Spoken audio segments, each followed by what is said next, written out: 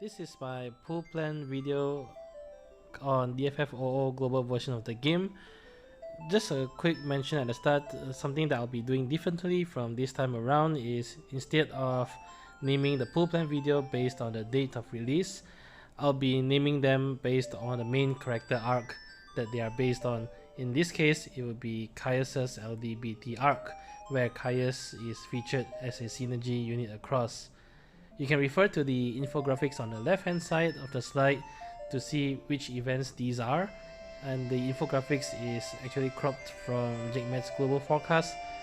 I will be putting a link in the video description to the full forecast that you can check out if you are interested. The events covered will be the Caius and Golbez LDBT event, Kain's intersecting wheel, and the Heretics event featuring the release of Yda LD. Now around this time in JP version of the game, they did also feature a rerun of the Start Dash banner, and I won't actually go through into any detail actually on this video about the Start Dash banner. Suffice it to say that between the three units, Cloud and Squall are quite decent, but they do feature very outdated kits at this point of the game. And Lightning herself, she did receive a rework, but she does face very tough competition in terms of being a DPS unit in the current meta. So just quick disclaimer before heading into the banners.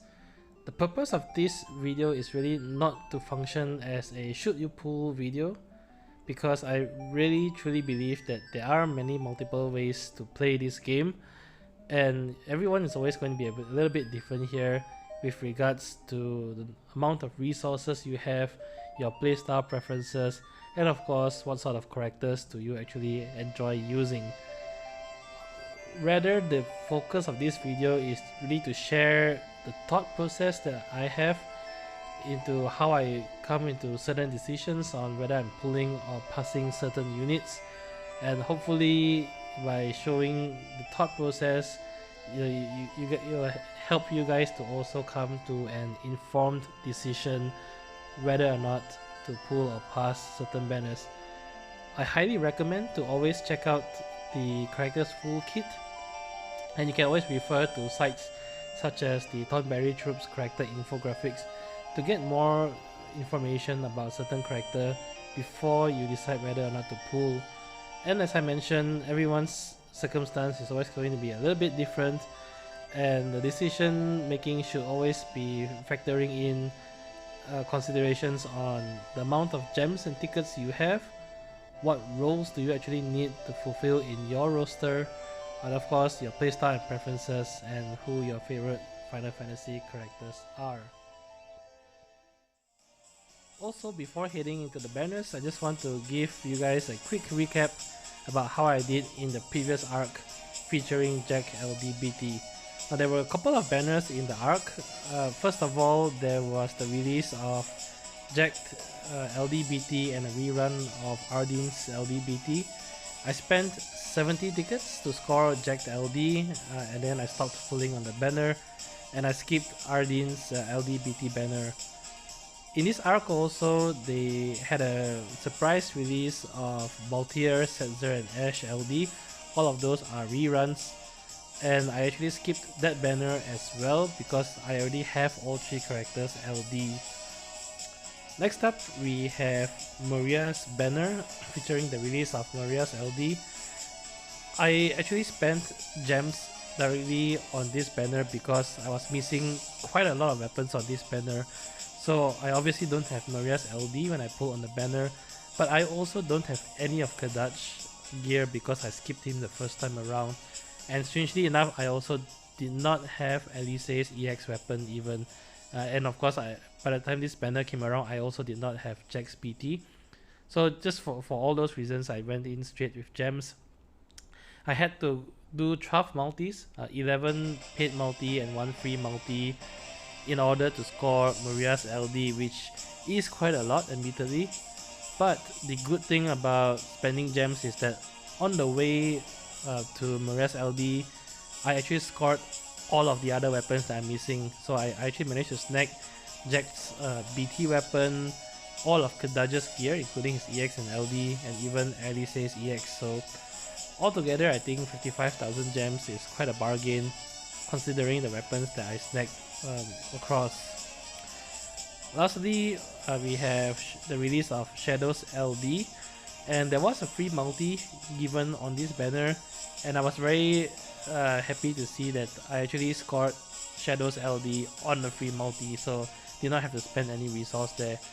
I was actually planning to skip Shadow in the first place, but since I got his LD, might as well just fully build him. I already have all of his other weapons from previous banners.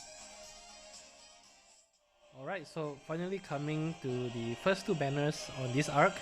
First off, we have Caius with a rerun of his LD, but having his burst weapon newly released. We also have Selfie receiving her LD for the first time on this banner. The second banner features a rerun of Golbez LDBT, but Golbez will have his BT Plus unlocked in this event. So overall, my thoughts on Caius is that he is quite a good debuffer. The first time around, I think he wasn't very good because his Doom trademark debuff only breaks when it ticks down to 0. However, this time around, his Doom will actually instant break each time it ticks down by 1 duration, which I think gives him quite a lot of utility as an instant breaker, and he does pile on quite a number of frame debuffs as well, making him quite a decent pick if you are lacking a debuffer in your team. However, I think the biggest prize on that banner is actually Selfie with her rework and her LD. So the LD now gives Selfie an extra utility in being a launch centric character because she lands now a new debuff on enemies, making them launchable. So any party character together with Selfie will be able to launch the bosses. She does still bring back her previous utility of having, I believe, a 70% debuff evasion, which is quite decent, and she does have pretty good or at least decent party auras as well. In terms of the second banner with Golbez, he did receive a rework, but it is a relatively minor rework, just making his damage a little bit more on par with the current meta. So overall, my plans is to actually just pull on Caius's banner. I will be using tickets until I score both Selfie and Caius's LD, mainly so that I can at least use Caius with his LD as synergy unit across the next few events. I don't plan to chase for Caius's BT, and I plan to actually skip Golbez banner because I already have all the weapons on that banner, including Golbez LDBT. Okay, next up we have Kain's Intersecting Wheel, featuring Kain again, this time with the release of his LD. And we will also have a rerun of Barrett's LD on this banner. So Kain's LD now enables him to be able to jump out of the battle, and he will be able to do HP attacks every time an ally or enemy takes a turn, and this lasts until his next turn. While out of range, he's actually impervious to all forms of damage and buffs alike, and this also includes, I believe, the orb counting down to 0, so Kain will actually evade the orb explosion if he's in the air when it explodes. However, this is sort of like a double-edged sword because this also makes you unable to heal or buff Kain when he's out of range. So overall, I think it is quite an interesting utility to have. I know many people are saying it's probably better to wait until Kain gets his FR weapon in the future, but that really depends. I think if you are a fan of Kain and you want to use him in some of the upcoming fights, you can consider pulling for him. For me personally, the reason why I decide to spend tickets to chase his LD is I actually also am missing Barrett's LD, so I'm hoping to actually score Barrett's LD along the way. The other reason why I decided to pull is also so that I at least get more built characters that I can use for the Chaos Challenge quest in this event. Because otherwise, if I didn't pull, I really only would have Caius, likely with only his LD weapon, and I wouldn't have Kain or Barrett built up. I also actually do not even have Raijin's EX. I actually skipped him, I think, the first time around. So this banner is quite a nice banner for me to pull, but because I don't really think any of these three characters are high value characters, I think I'll just go in with tickets instead of gems. But I will stop once I score Kain's LD. The final banner on this arc will be Yda's event, featuring the release of her LD. And this banner, I'm actually really on the fence. I'm sort of leaning a bit more towards skipping the banner actually, considering it's the last banner on this arc. And I also already have Penelo's LD, which is the secondary character featured on this banner. However, it depends. I feel if by the time this banner rolls around, if I still have a very healthy ticket stash, and especially if I still don't have Caius's BT weapon, I may just throw a bunch of tickets until I score Yda's LD weapon. But if my ticket stash runs low by the time this event runs around, then I'll probably just skip Yda altogether. The reason for this is Yda's pretty decent. She receives a rework, and her LD really dishes out a truckload of damage. In fact, if you remember how Tifa performed when her LD first debuted, to me I feel Yda really fits in the same situation. She deals just an insane amount of damage. She does have one drawback. Her LD, I believe, actually self-delays her, similar in a way to how Sync tends to self-delay herself in her kit. And I think that sort of trade-off is really there to prevent Yda from being overpowered, because her LD really just dishes out insane amounts of damage. I am somewhat interested in her because she may potentially be used to help quicken summon board grinding in the future, and I feel that that itself provides quite a bit of value, despite people may think that it's not worth chasing a character just for summon board grinding. I think if it saves time, then why not? That being said, I really don't have a lot of experience with Yda. I don't know how much value she adds on that perspective. It's just my assumption. I don't actually play the JP version of the game. The other reason why I'm not a big fan of pulling here is we recently got a lot of DPS characters in the recent arcs. So Jecht of course comes to mind, but we also have Twins before that, and for myself I even green Cloud of Darkness along with Twins. So I feel pretty comfortable in terms of my DPS roster, and I don't feel like I'll be missing out much if I skip this banner. But let's see if by the time this event rolls around, if I'm quite high in tickets still, then why not? Might as well just get Yda here rather than later. So finally, once again, I still include both Vanille and Lenna on this arc because I really have no idea when either or both characters will be released. Vanille was released quite a while back in JB version of the game in terms of the similar timelines, whereas Lenna was supposed to actually be released during Jecht's Arc. At least that was the case in the JP version of the game. I really don't know, that there's no official news in the global side of the game when or if either character LD weapons will be released.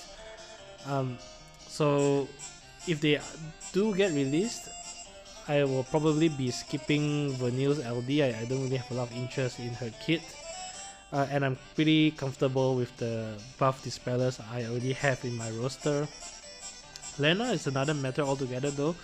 I've always been a fan of Lenna, and the good thing about her LD is that it provides her an attack that scales off party HP totals in a way very similar to how Porum's follow-up attack functions. And she also does provide a new party buff that increases Brave and HP damage done, on top of her customary 100% debuff evasion. So altogether, I think she's a decent support unit to add to your roster, but if you feel pretty comfortable, you know, she's actually by no means really mandatory. But I am still gonna pull for her because I've always been a fan of her kit. Alright, so on this part of the presentation, I'll mainly be focusing on which characters I think provide the most value. And the idea behind this part of the slide is that most people wouldn't really have resources to pull on every character unless they are a huge whale in the game. And the question always is, you know, if you are limited in resources and who you can max, which character provides more value. Now this is a very opinion based approach, and again, you know, I want to bring your attention to the disclaimer at the bottom. You should really always focus on roles that fill gaps in your roster, but I'll cover a bit into why I rank the characters as such, to give you guys a bit more background into my thought process and decision making here. I'll only be featuring characters with new LDs or having their BT plus unlocked, otherwise there'll be too many characters. And this time around I'll actually try not to spend too much time because I realized that I tend to spend too much time on this part of the video. So starting off with the good value, I actually put Selfie here amongst all because I really feel she provides a lot of utility in her kit, especially with Dimensions End tier 6 coming up. She does very well in terms of providing or enabling launch for one of the crucibles or the tiers. The other reason is that she actually gets even better when her C90 comes around, and you know, for that reason I'm always thinking I might as well just pull for her now, get use out of her, and when her C90 comes around I already have all her weapons available. So overall I think, you know, she certainly has good value and great longevity in the game as well. Now I put 3 characters in role fulfillment. Role fulfillment to me are characters who are actually quite good, but I think whether or not you make a lot of use out of them depends on who you already have in your roster. So for example, Lenna provides great utility in debuff evasion, buffs to the party, auras to the party, and very strong damage that scales off the party HP total. But if you already have supports that, you know, provides a lot of buffs and auras and debuff evasion, there's really no need to chase after Lenna. So same thing for Caius as well. He is pretty good debuffer, and he does receive a rework, but really I feel he doesn't really bring anything special to the table. There's really tons of options for debuffers, especially nowadays when we have call abilities that also can land quite a lot of debuffs. There's really not many stages that Caius, you know, really stands out, even though he is actually pretty decent, especially if you scored his burst weapon along the way. For Vanille, I think she's really a good option only if you are lacking buff dispellers. There are gonna be fights where the bosses have very annoying buffs that they can cast on themselves, so it's always good to have at least 1 or 2 characters in your roster that can handle enemy buffs. And Vanille does shine there, but by now there are actually quite a lot of options, especially since Baltier recently got his rework and can also steal the enemy buffs as well. So if you already have characters who can remove enemy buffs, then I really think Vanille has less value overall.